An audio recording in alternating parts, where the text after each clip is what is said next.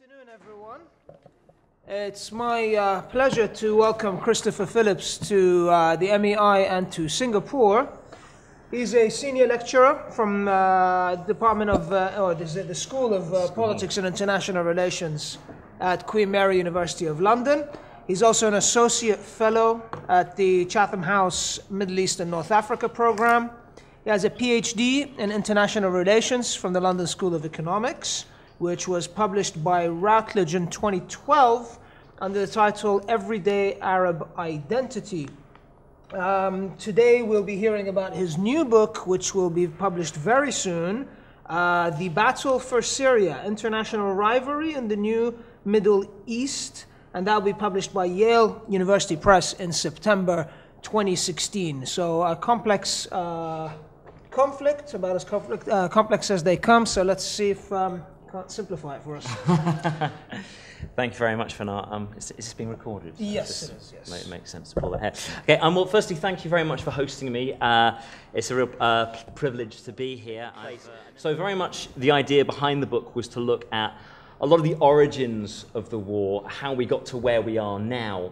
This isn't a long sort of exploration of Syria's history, but looking more at the immediate circumstances in which the conflict broke out and how it got to where it is today. So I'll speak for about sort of 45 minutes or so on the broad conclusions of the book, and then hopefully we can have a Q&A afterwards. So, as I'm sure all of you are aware, the Syrian civil war has been described as the greatest human disaster of the 21st century. Since conflict broke out in 2011, almost 500,000 people have been estimated killed. More than 5 million have fled the country, and 11 million more are internally displaced. That's over half of the pre-war population of 21 million. A UN report estimated that as early as 2013, Syria had already regressed 40 years in human development. A year after that, half of its public hospitals had been closed, under half its children were attending schools, 80% of Syrians were living in poverty, a third in extreme poverty. Cases of long absent diseases such as typhoid and measles had returned due to a lack of vaccinations. Large parts of Syria's cities were destroyed, the economy was in ruins. Hundreds of its precious cultural heritage locations, including 5 of its 6 UNESCO World Heritage Sites, had been damaged or destroyed, and the average life expectancy of a Syrian had dropped in 4 years from 75 to 55. This is a phenomenal conflict in terms of its impact. Today, when we look across the Syrian landscape, the country is fragmented politically. The regime of President Bashar al-Assad retains a heavily populated stretch of land that goes from Sueda in the south through the capital Damascus, the central cities of Homs and Hama, and the coast. But the regime has lost control of large swathes of the east, north, and south.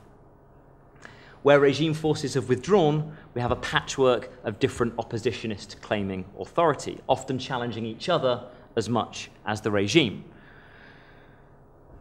Along the northern border, Syrian Kurdish forces rule 3 self-proclaimed cantons, while the Islamic State control much of the east, centered on Raqqa. In the south and north, different oppositionists rule local fiefdoms, some run by elected local councils, often by autocratic Islamist forces, including Jabhat al-Nusra, al-Qaeda's franchise in Syria. Even if the Assad regime suddenly collapsed tomorrow, or if the very fragile peace talks that are currently underway or not in Geneva unexpectedly succeed in bringing some kind of compromise deal, it seems highly likely that Syria is going to be unstable for years to come. Now, moving back to where this all began, when the peaceful protests began in March 2011 in Syria as part of the wider Arab Spring, very few could have imagined the horror that was to come. Protesters initially called for reform rather than regime change, inspired by similar demonstrations in Tunisia and Egypt. When the authorities replied with force, killing several in the southern city of Deraa, the protests snowballed, spreading to other cities also met with regime violence. Opposition then rapidly grew, particularly in poorer regions. Now these people were demanding Assad's fall. The prosperous urban centres of Damascus and the commercial capital Aleppo were relatively quiet in comparison. And whether this was due to fear or genuine loyalty to the regime, there were large orchestrated pro-Assad counter-demonstrations. The regime deployed cynical tactics and brutal tactics in rebellious areas. Agents provocateurs were placed among peaceful protesters to fire at regime troops, allowing them to justify replying with lethal force. In some cases, the regime's secret police, the Mukhabarat, were placed within military and security units to threaten execution if ordinary soldiers refused to fire on protesters. False reports were delivered to Syria's religious communities, particularly the minority groups, claiming that the protesters, who were mostly from the 65% of the population who were Sunni Muslim Arabs, were in fact Islamist radicals determined to slaughter them, which scared many into backing Assad. On top of this, tens of thousands were arrested and tortured, whilst female protesters reported sexual assault by regime thugs, the Shabiha. Now, facing such violence and brutality, segments of the opposition, which emerged originally as a localized, largely leaderless movement, took up arms. Initially, local militia were formed to protect the protests, but as thousands defected from Assad's military in disgust, these groups swelled and began to challenge the regime head-on. By late summer 2011, so a few months after the peaceful protests first broke out, skirmishes between the regime and these new rebel groups were commonplace, and a civil war developed. Yet the decentralized nature of the opposition from the beginning, which had allowed it to survive the multiple arrests, actually proved a hindrance to waging a military campaign. The rebels formed over 1,000 different independent militia, often centered on a particular individual or a region or an ideology, hindering subsequent efforts to coordinate them under a single command structure. Personal and ideological differences, particularly over the role of Islam and jihadism, only grew as the conflict dragged on. The failure to land a decisive blow on Assad contributed to rebel recrimination and the growing appeal of radical groups such as ISIS. In terms of that sketch of the civil war as a whole, we're quite familiar with, it's a common understanding, a common sort of approach to this conflict by most authors on this, to focus primarily on these internal dynamics. The brutality of the Assad regime, combined with the incompetence and/or disunity of the opposition, leading to a violent and intractable civil war. In these kind of narratives, the role of the international actors is often presented as secondary. They're sucked into this war once it's begun to pursue their own regional or global agendas. Now, what I argue in contrast to this in my forthcoming book is actually this interpretation should be challenged somewhat. I argue that international factors should be at the center of our understanding of this civil war. This is not to deny agency to either Assad or his opponents, and it certainly doesn't want to indulge in conspiracy theories that either of these acted as an agent of a foreign power from the beginning. The Syrian conflict is complex, and multiple factors have driven and shaped it. However, I would argue that external factors have played a vital role in framing, enabling, and facilitating this war from the very start, not simply playing a role once external actors get sucked in later on. In short, we cannot understand the Syrian conflict without understanding the complex web of international relations surrounding it. This is what I would call an external battle for Syria that occurred alongside and greatly influenced that internal struggle. I argue that the international relations impacted the war in three crucial ways. Firstly, the international and regional environment in which Syria's uprising began was key to its transformation from demonstration into civil war.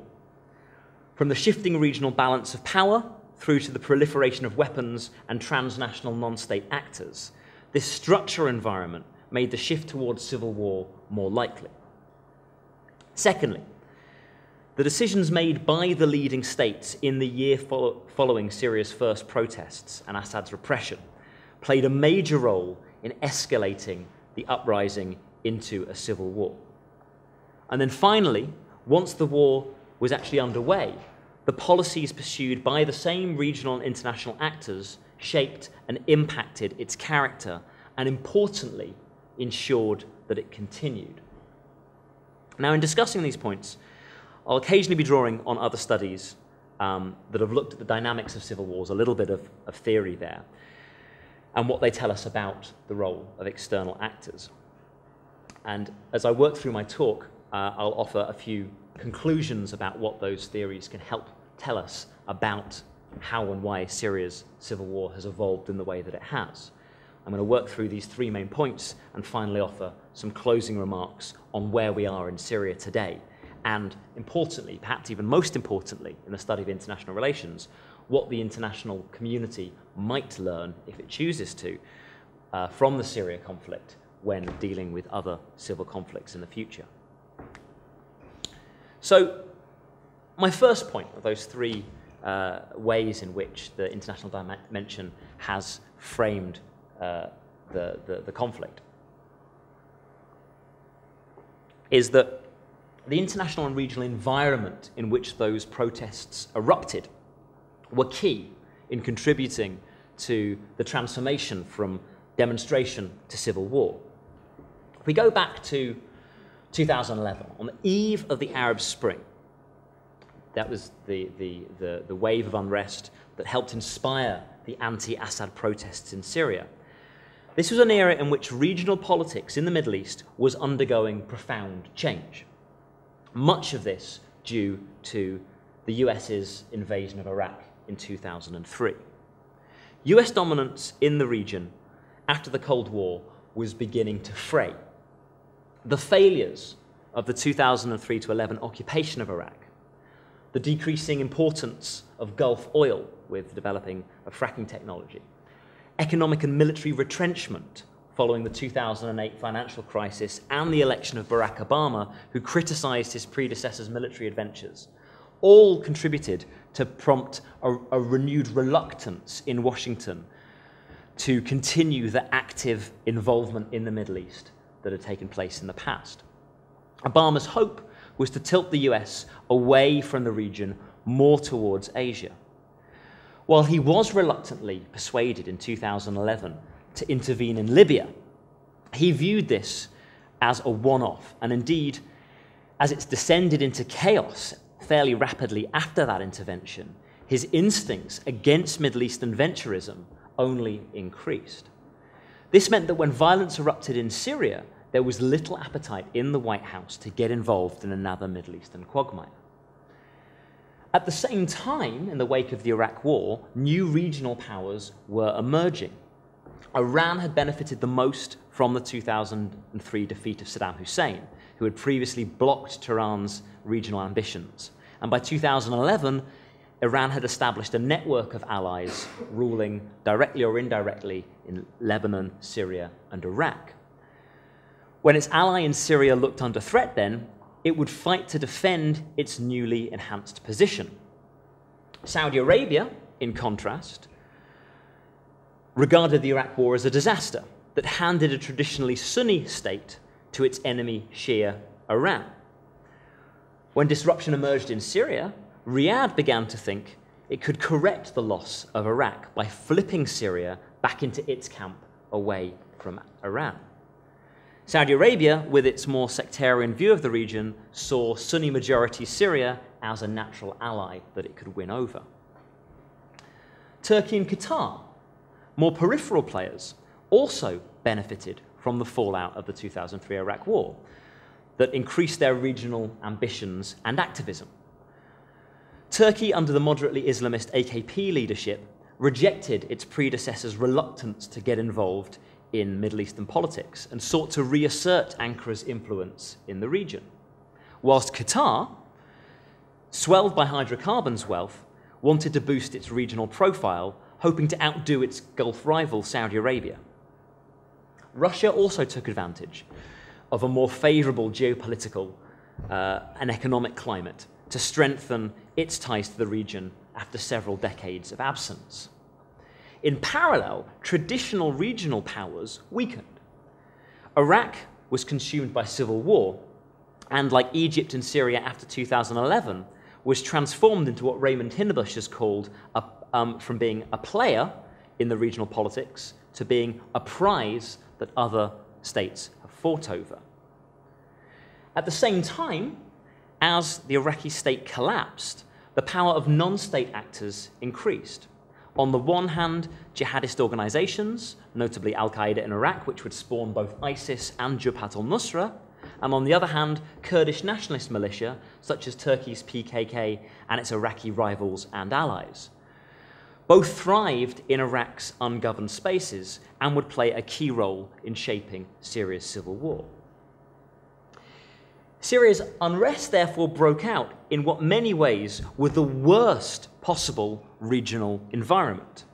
Civil war theorists note that civil wars are more likely to take place in states that neighbour states with recent civil wars, and those that shares ethnic ties with people in those previous conflict zones.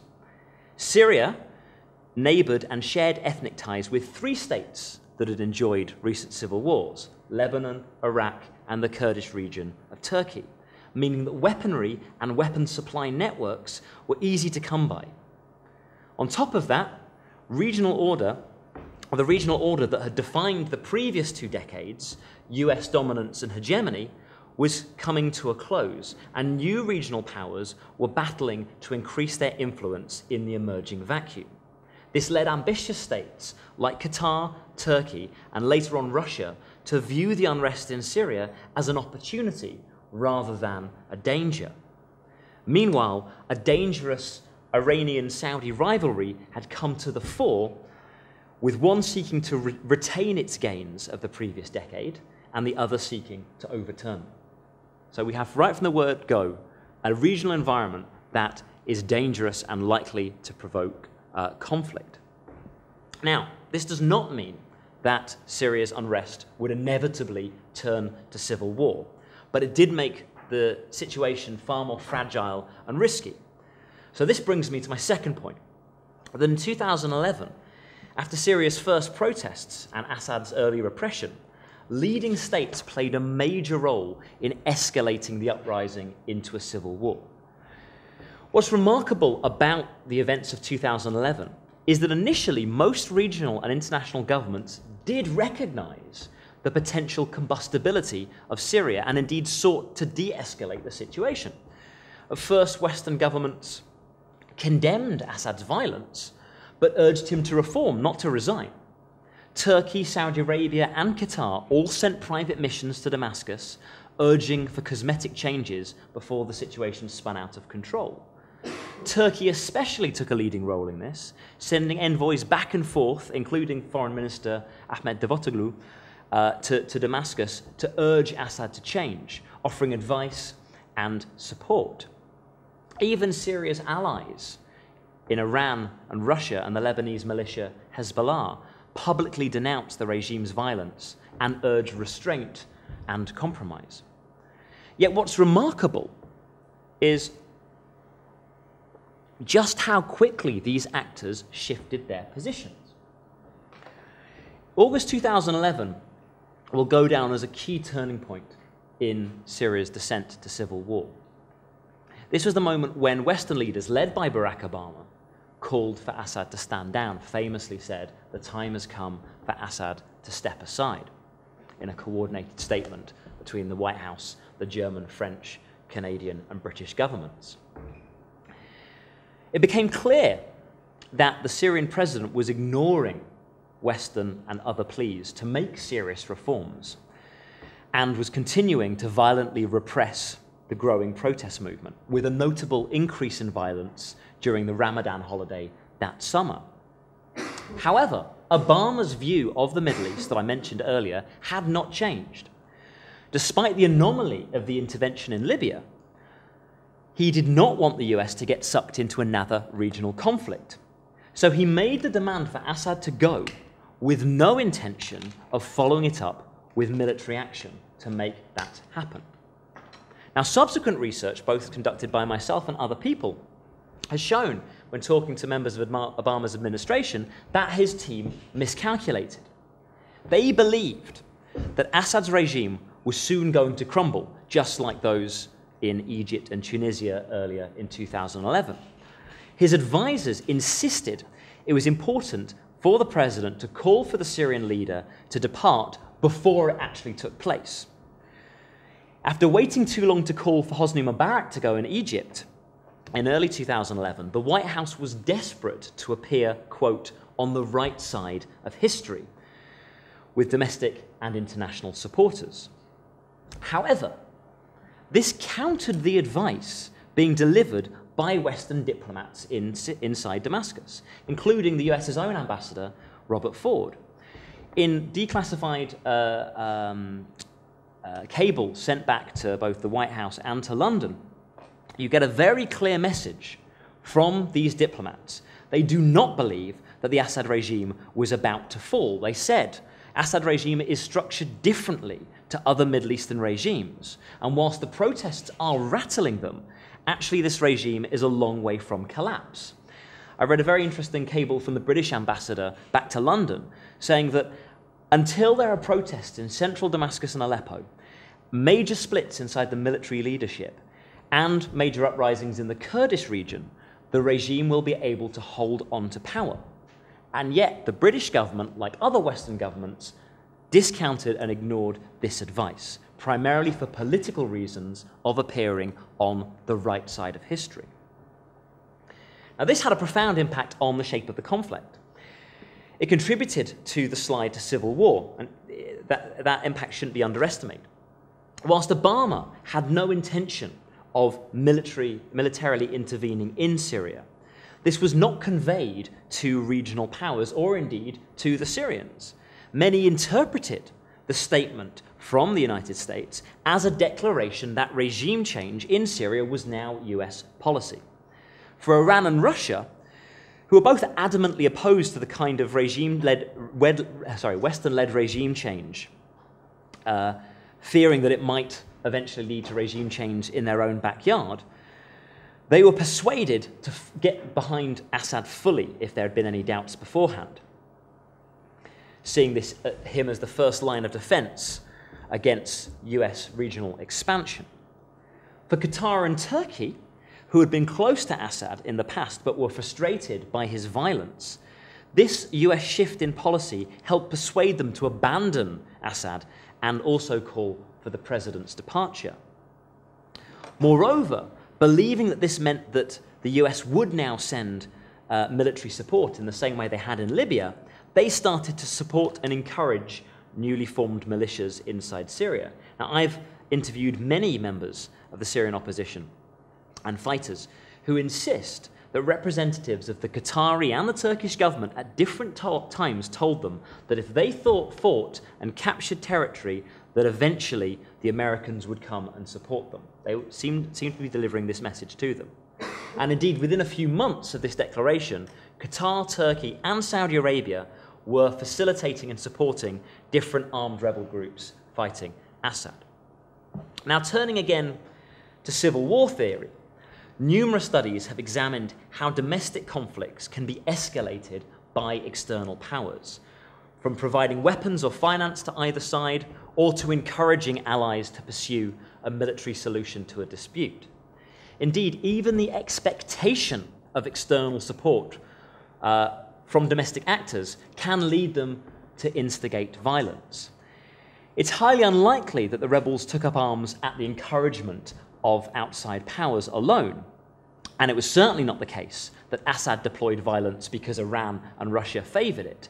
However, had the rebels known for certain that no help was coming, or had Assad known for sure that external support was not an option, would the two sides still have pursued such an uncompromising zero-sum path?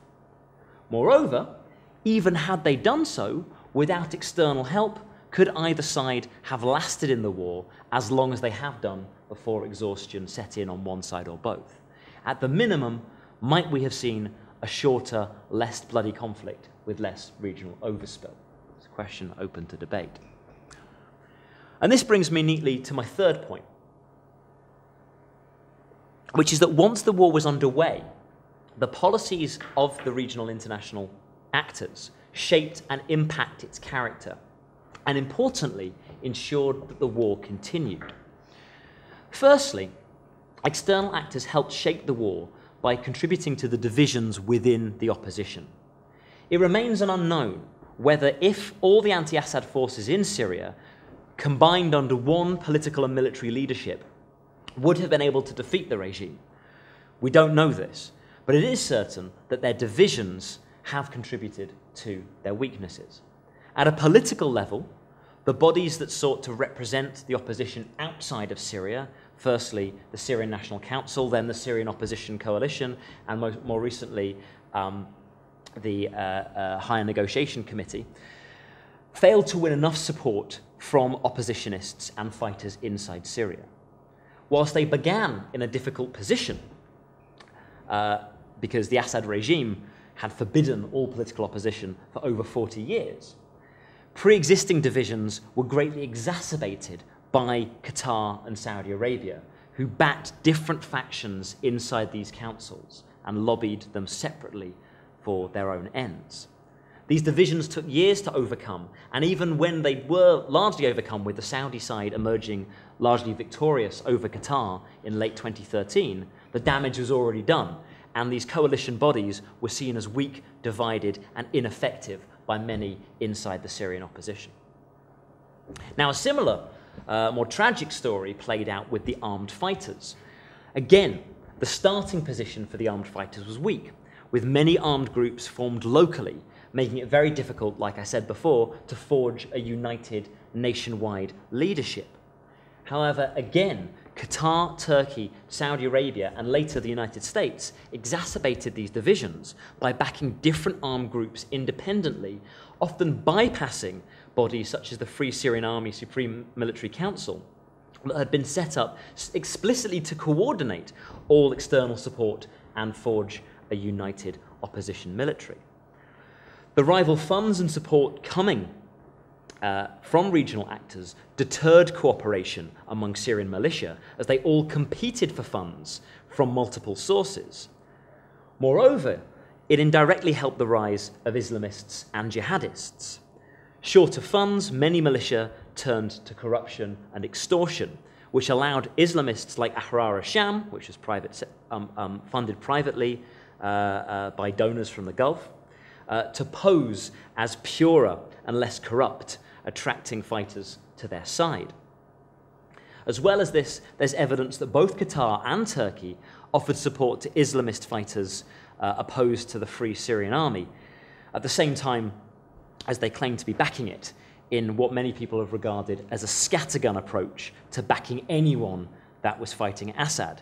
If you'll forgive my crudeness, one Qatari general commented to me, quote, "We threw a lot of shit and hoped some stuck," unquote. Though it was not just the states who shaped the opposition, non-state actors were also key. Al-Qaeda in Iraq, which became Islamic State in Iraq, sponsored the creation of Jabhat al-Nusra in 2011, as soon as the unrest began, seeing an opportunity to be had.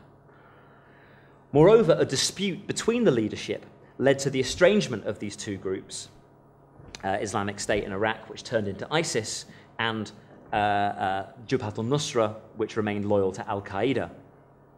While both the groups are classified as terrorists by the West, in the past 3 years, they have fought each other considerably, with Jabhat al-Nusra contributing to a notable Islamist shift within the rest of the rebels. Similarly, non-state Kurdish actors that I mentioned before have also played a major role in both dividing Syria's Kurds and keeping them out of mainstream opposition. From early on in the crisis, the president of Iraqi Kurdistan, Masoud Barzani, tried to coalesce Syria's historically divided Kurdish groups around a single umbrella group known as the Kurdish National Council, or the KNC. Yet at the same time, another group, the PYD, the Syrian affiliate of one of Barzani's main rivals for regional Kurdish leadership, the Turkish group, the PKK, sought to use the crisis to boost its own power. The PYD were better armed and better trained and sought to use the crisis to further their own goals and ended up emerging victorious in an internal struggle within Syria's Kurds and carved out 3 autonomous Kurdish cantons in northern Syria known as Rojava. However, hostility between Turkey and the PKK has meant that the PYD, remember, the ally of the PKK, forgive me for all these acronyms, there's many of them in Syria, there's been a reluctance from the PYD to actually share any real power with other Kurdish groups, standing alone because they believe that Barzani's favoured group, the KNC, is indirectly an ally of Turkey because Barzani is so close to Turkey himself. And indeed, because Turkey is a strong sponsor of the mainstream Syrian opposition, the Syrian National Coalition, the PYD also distrust them as well. So the prominence of the PYD amongst the Kurds has contributed to their estrangement from the rest of the opposition. Now, complicating this situation, if it wasn't complicated enough, today the PYD has emerged as a key US ally against ISIS, and at the same time is getting closer to Russia, with whom it's cooperated in the past. So like in other areas of opposition politics, even just the microcosm of the Kurdish side of the conflict is greatly shaped by external dynamics, the role of Turkey, the KRG, the Kurdish Regional Government of Iraq, the United States and Russia has all played into divisions within the Kurdish groups and therefore their estrangement from the wider opposition groups. So that's one way that external actors have perpetuated the conflict. They have continued and exacerbated divisions. A second way that external actors have shaped the war, once it was underway, was by prolonging it through intervention. Now again, if we look at civil war theory, past conflicts have shown that whilst intervention on one side can hurry a conflict's end, a balanced intervention in which actors intervene on each side lengthens the war by creating a stalemate. And this is exactly what has been taking place in Syria. In fact, in many ways, Syria is a case study par excellence of a balanced intervention. Assad's allies, Russia, Iran, and Hezbollah, have given the regime the tools to keep fighting, including finance, diplomatic support at the UN in the case of Russia, fighters in the case of Iran and Hezbollah, and now aerial support from Russia as well. Assad's enemies have been willing to give the rebels less than this, mostly just finance and weapons, but it has been enough to keep them fighting and keep them in the field. So in essence, external players have given enough to each side to keep them fighting, but not enough for either side to win, perpetuating a stalemate. Indeed, the general pattern of the conflict, particularly between the regime and the non-ISIS rebels, has been one of escalation and counter-escalation from the outside. Every time one side gains significant external support, in time the other side receives something else to counter that support. For example, when the rebels first started taking territory in spring 2012, Iran, Assad's ally, responded by sending Hezbollah and Iraqi Shia militia into Syria to help the regime. When these reorganizations began to have some effect and the regime had some successes in 2013 and early 2014, Turkey and Saudi Arabia responded by throwing their weight behind a single united rebel group in the north, the Jaish al-Fatah. This group then began to reverse some of the regime's successes and pushed into the regime's northern territory, which in turn prompted the Russian intervention that we saw last September. Now, it remains to be seen whether or not the rebels' foreign allies will now counter-escalate once again, or whether Russia has broken this cycle of balanced intervention. It remains to be seen. However, it is worth noting that past conflicts have also shown that the more actors that are involved in this balancing the longer a civil war is likely to last. These actors are unlikely to cease their involvement until their independent agendas are met. And of course, the more players, the more agendas, and therefore the more difficult it will be for any resolution to satisfy all the players involved. So far, the US, other Western states like Britain and France, Saudi Arabia, Qatar, Turkey, Iran, and Russia, plus non-state actors Hezbollah, the PKK, and ISIS, have all intervened in some capacity. That's a lot of independent agendas to satisfy. So therefore, even if the latest Russian intervention does end up tipping the balance in favor of the regime, and I think that's a little bit unlikely, but even if it did, any peace deal that does come about as a consequence of it will need to satisfy at least the majority of those players in order for it to actually be successful, or else one or more of them will be able to act as a spoiler and try to derail the peace deal. Now, it doesn't help that these external actors that are taking part in this conflict are not really facing at the moment what in the Civil War literature we call a hurting stalemate. That is, that the conflict is taking so much from them that they will obtain more from negotiating than from continuing to support the war. Of the main actors at the moment that I've talked about in Syria, I would say that Iran, Russia, and Saudi Arabia appear in the strongest position. Whilst backing the war is costing them in terms of money, none is actually losing enough personnel or facing sufficient internal or external pressure to actually make them accept a deal that they deem unsatisfactory. In contrast, actually, it's the West and Turkey who are suffering the most, with the migrant crisis in Europe and terrorist attacks linked to Syria growing. Both Turkey and the Europeans in particular do seem to be suffering more, and indeed we're seeing a slight softening of their until now steadfast anti-Assad line, and indeed they may ultimately accept the notion of Assad staying in power despite having spent 5 years insisting that he must go. And that is indeed because they are reaching the hurting stalemate, but Iran, Russia, and Saudi Arabia are not at that point yet.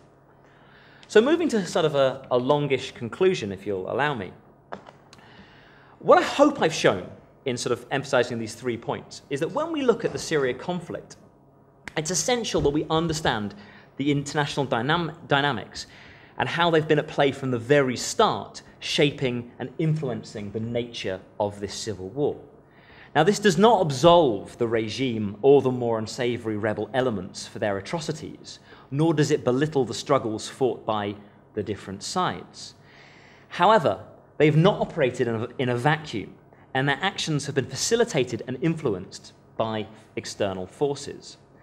Though this has been manifold, the 3 main areas that I've looked at today are how the external environment shaped the outbreak of the conflict, how foreign actors served to encourage rather than prevent the slide to war in 2011, and once that war was underway, how they encouraged stalemate by dividing the opposition and offering balanced interventions. Now, after 5 years of war, it's quite difficult to be optimistic for those of us that follow the Syria conflict. On the one hand, this year, 2016, did witness the first notable reduction in violence since the war began. The limited cessation of hostilities that lasted from February until eventually collapsing in March saw an 80% reduction in casualties. Moreover, in line with my general theme, it succeeded where other ceasefire attempts had failed because for the first time, all the external sponsors of violence in Syria, with the exception of ISIS and Nusra, broadly agreed to its parameters. Indeed, the real breakthrough of the Vienna talks last October was when Iran was invited to the Syria peace talks for the first time, a long overdue recognition from the West and a reluctant Saudi Arabia that the war has no chance of ending if one of the main external players is excluded from the peace process.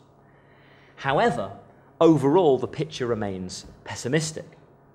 The Vienna peace process and the cessation of hostilities was in part due to Russia's military intervention, and as a result, a confident Assad-Russia-Iran coalition seem in no mood to make major compromises.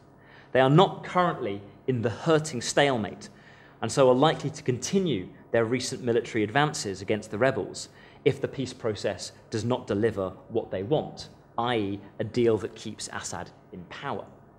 Indeed, they effectively ended the ceasefire when it was clear that the opposition was not willing to make the kind of concessions at Geneva that they demanded.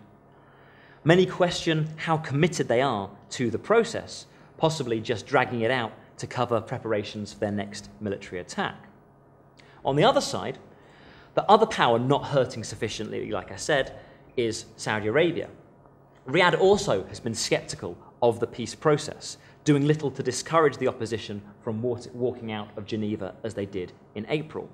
It too may ultimately opt to counter-escalate and send more support to the beleaguered rebels. It seems unlikely that after all this time Riyadh would suddenly accept Assad in power if it's not in a hurting position. Finally, even if the external powers can agree an unlikely peace deal, there will be questions over whether it can actually be implemented. If Assad remains in power, will oppositionists on the ground accept it, even if their political representatives do? If Assad is removed, on the other hand, will his domestic supporters in the regime-held areas accept a deal, or will they keep on fighting? There are huge questions beyond Assad as well. Will the Kurds be granted autonomy in any deal? If they are, will Turkey accept PYD rule? If they are not, will the PYD keep fighting until they do? Likewise, what is the future of ISIS-held territory? If any deal is struck, who will the West support to defeat ISIS on the ground? And importantly, who would administer ISIS's former territory if it is conquered? The regime, the opposition, or the Kurds? Any one of these issues could derail a peace agreement, and it will take complete commitment and patience from the external powers to avoid this, commitment that until now they really have not shown. Now, one thing is certain, however. No state can really look at the Syria crisis and believe it has gained. Even Russia, which today seems the most ascendant, faces the increased threat of internal and international terrorism as a result of its intervention in Syria, and still, despite claiming mission accomplished, risks a prolonged military quagmire if it can't get a deal in Syria relatively soon. In time, it must be hoped that states learn lessons from their handling of the Syria crisis. Too many states have sought to take advantage of a domestic crisis to make regional gains, and the result has been to exacerbate, expand, and prolong an already vicious civil war. When wiser heads should have made every effort to prevent and de-escalate conflict, most regional leaders have endorsed violence as a policy. The region is now paying the price. And worryingly, lessons don't seem to have been learned. No major efforts seem to be being made to avoid the same mistakes in civil conflicts that are emerging in Yemen and Libya. And indeed, a familiar pattern of using a collapsing state in a regional battleground appears to be the norm. There is sadly a danger that the battle for Syria is going to prove to be just the first of many battles in the future as the Middle East becomes more and more unstable and violent. Thank you.